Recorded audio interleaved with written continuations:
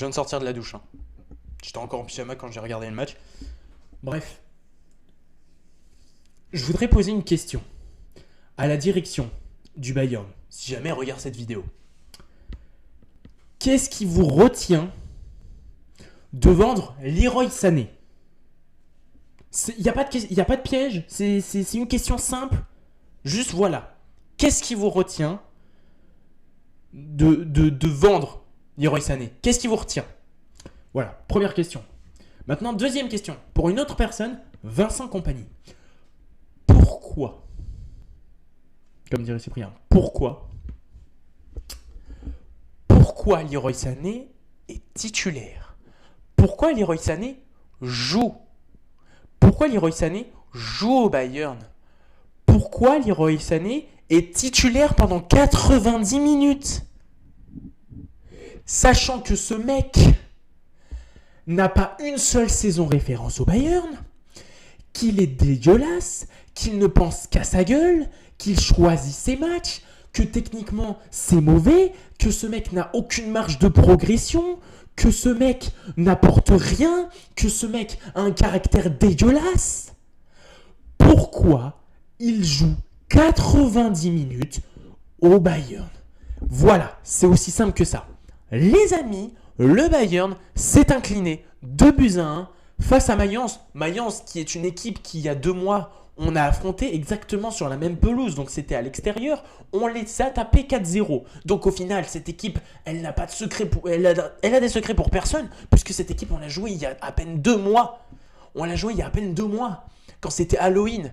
Là, 2 mois plus tard, on est au mois de Noël, et ben eux ils te font aucun cadeau parce qu'aujourd'hui Mayence mérite amplement 5 victoires. Alors oui, je sais, il y en a qui vont commencer à se dire oui, mais t'exagères, c'est qu'une seule défaite en championnat cette saison, et puis de toute façon il y avait des joueurs blessés, t'avais pas Harry Kane, il y a Manuel Neuer qui s'est blessé aussi, donc c'est normal, vous aviez pas tout. Je suis d'accord avec ça, ok, d'accord, c'est une défaite, mais il y a perdre.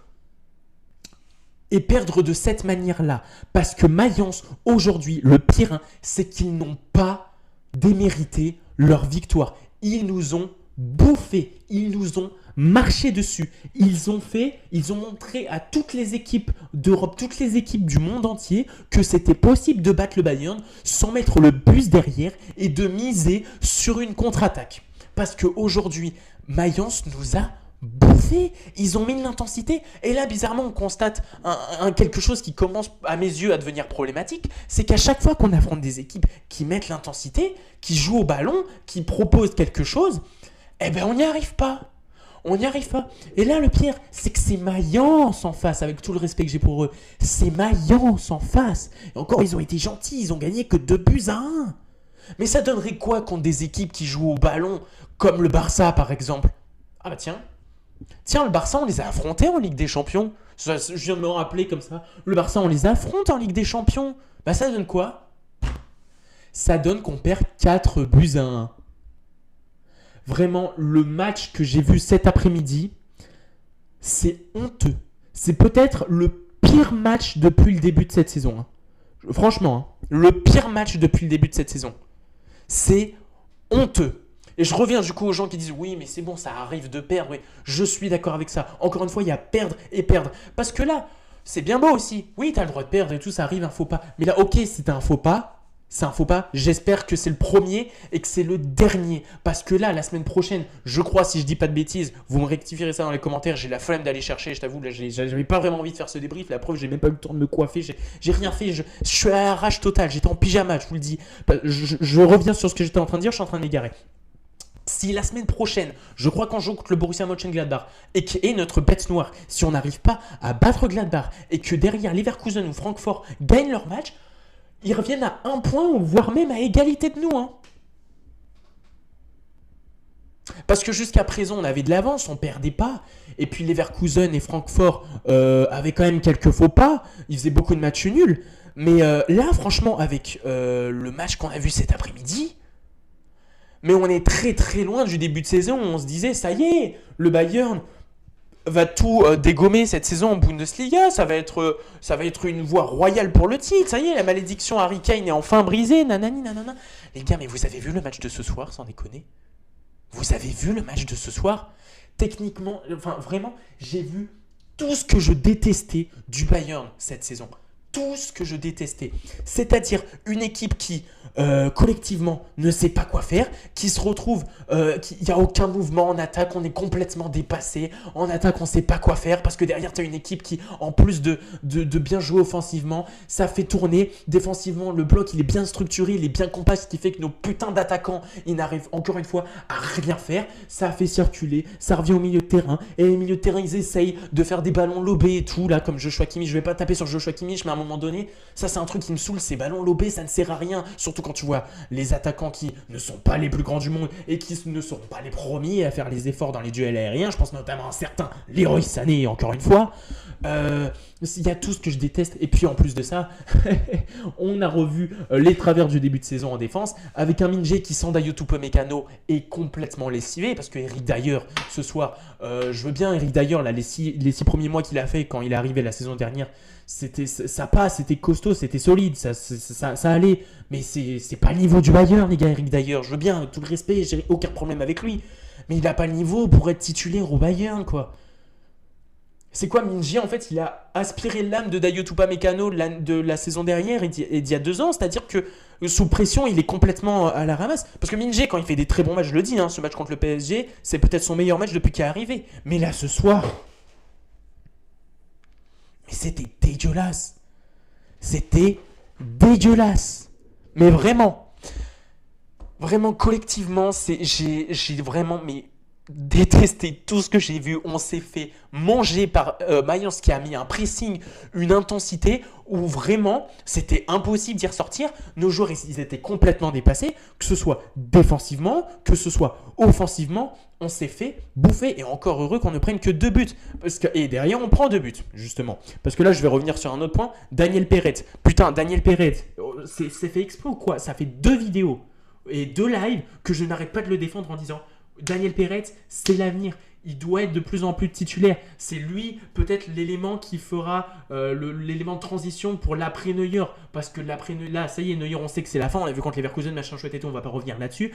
Je disais, Daniel Perret doit être titulaire. Il doit avoir du temps de jeu, voir ce que ça donne. Parce que je trouve que ce mec qui est rassurant sur les derniers matchs de sur le match de Ligue des Champions, il n'a pas eu grand-chose à faire. Mais je trouve que c'est un gardien rassurant. On l'avait vu à la trêve internationale. Ce mec, je le trouve rassurant et que pour moi, il a du potentiel. Mais là, honnêtement, putain, mais on dirait que c'est fait exprès.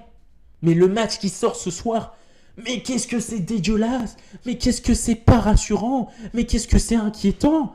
Mais les gars, les 2 buts qu'on prend. Déjà le premier où t'as Michael Olise qui se retrouve à défendre dans la surface de réparation. Le ballon il rebondit n'importe où. On aurait cru un match de ping-pong entre Alexis et Félix Lebrun. C'était un délire. Tu te retrouves à prendre des buts.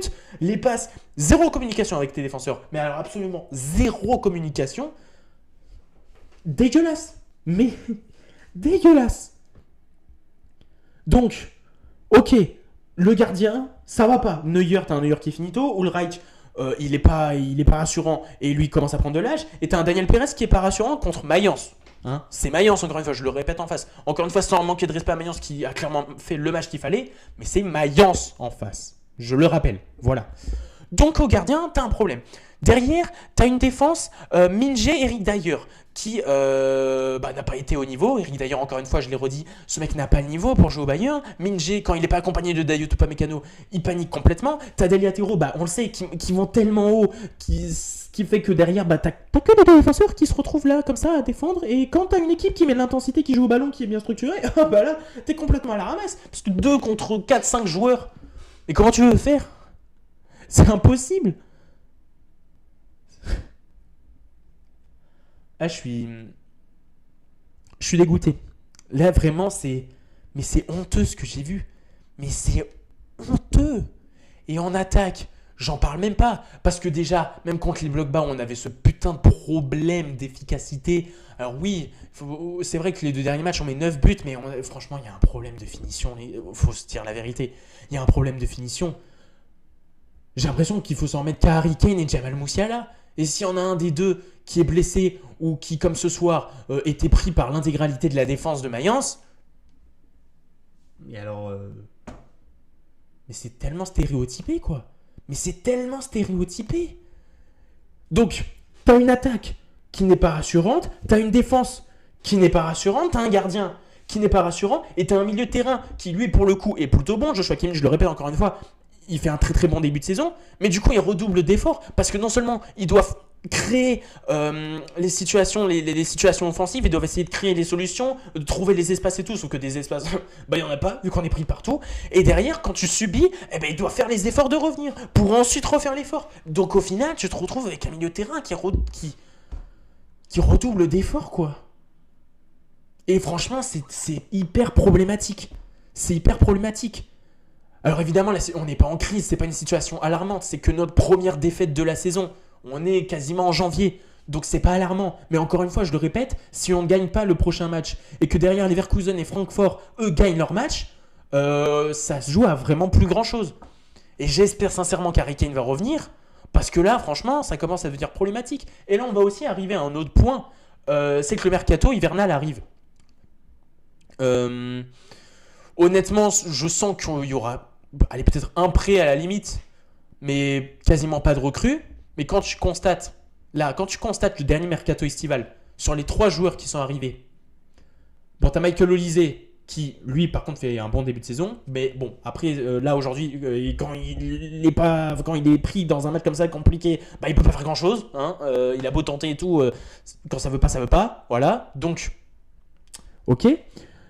Et après, tu as Ito, qui est blessé, qui n'a pas joué un seul match cette saison en championnat, un match officiel, parce qu'il s'est pété lors de la pré-saison. On ne sait même pas quand est-ce qu'il va revenir. Sachant qu'il s'est pété la cheville, je crois, donc pour jouer au foot, c'est compliqué. Et puis, tu as Palignac qui est blessé. Ce qui fait que sur les 3 recrues, tu n'en as qu'une qui joue. Sachant que tu n'as pas de remplaçant de Harry Kane, vu que Matistel, il n'y arrive pas, il n'y arrive plus. Dans les matchs comme ça, en plus, qu'est-ce que tu veux qu'il fasse ? Rien. T'as Thomas Müller qui va partir d'ici 1 ou 2 ans. T'as un Manuel Neuer qui est finito.